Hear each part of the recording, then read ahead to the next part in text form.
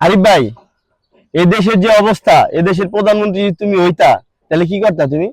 আমি যদি প্রধানমন্ত্রী হইতাম, এটা আমি একমাত্র জানি কি করতাম। এটা আমার মনে মনে আছে।